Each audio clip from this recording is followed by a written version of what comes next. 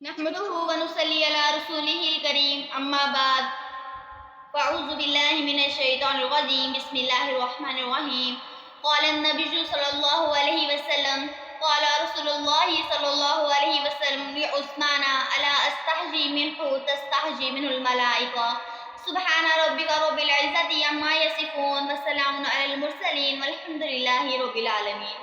حضرت عثمان فرماتے ہیں کہ رسول اللہ صلی اللہ علیہ وآلہ وسلم نے فرمایا میرے بارے میں کہ ایک امیر قتل کیا جائے گا اور کوئی حملہ کرنے والا حملہ کرے گا اور وہ امیر مقتول میں ہی ہو، حضرت عمر نہیں ہے بلکہ ان کو تو ایک شخص نے قتل کیا تھا جبکہ مجھے قتل کرنے والا پورا گروہ ہوگا۔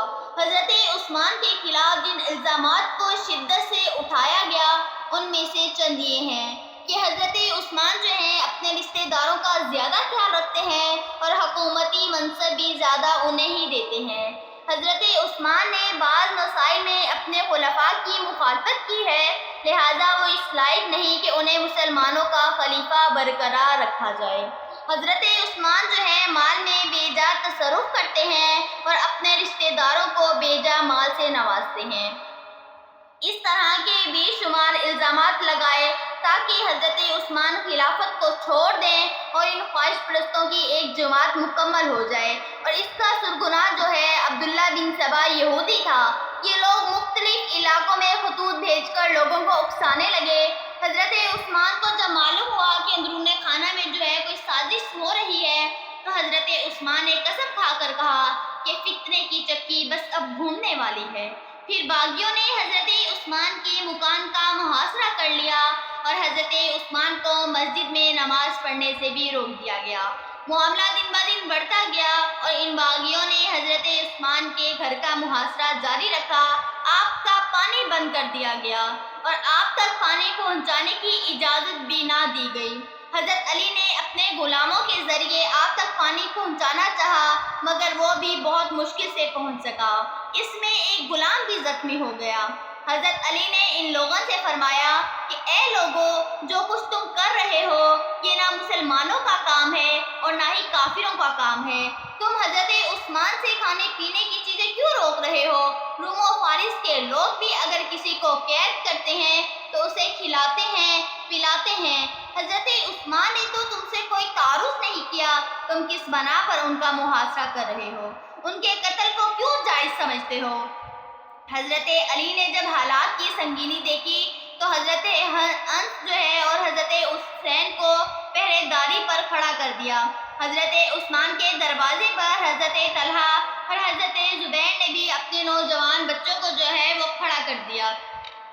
حضرت عبداللہ بن سلام فرماتے ہیں کہ میں حضرت عثمان کے پاس آیا، آپ کو سلام کیا تو آپ نے فرمایا کہ میں نے رات میں خواب میں جو ہے حضور صلی اللہ علیہ وآلہ وسلم کو دیکھا ہے۔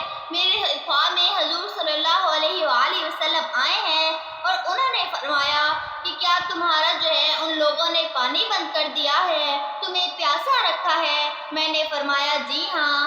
آپ نے فرمایا کیا انہوں نے تمہیں محصور بند کیا ہے؟ میں نے فرمایا جی ہاں۔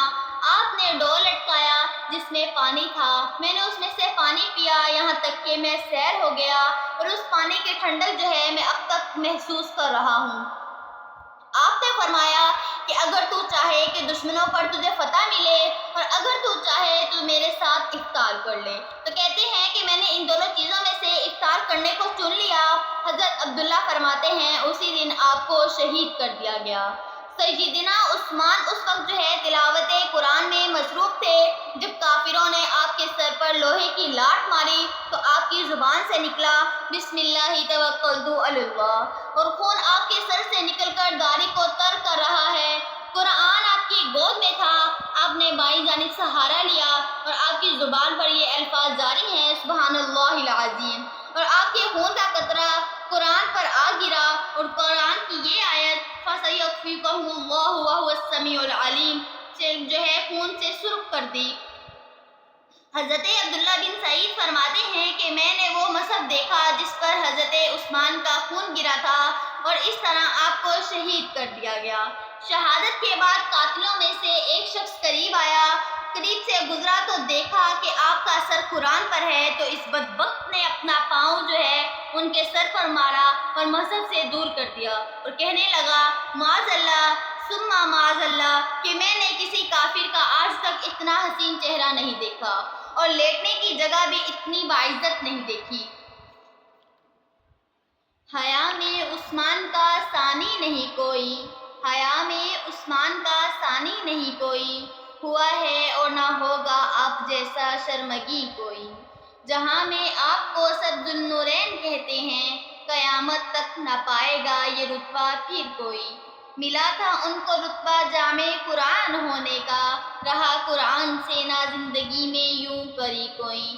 خدا کے دین پر ہر دم لٹایا مال و زر اپنا، گنی اے دل نہ ہوگا آپ جیسا بالیقین کوئی۔ شہادت پائی ہو قرآن کو پڑھتے ہوئے جس نے، نہیں دیکھا گیا آج تک ایسا مکی کوئی۔ وآخر دعوانا ان الحمد للہ رب العالمین۔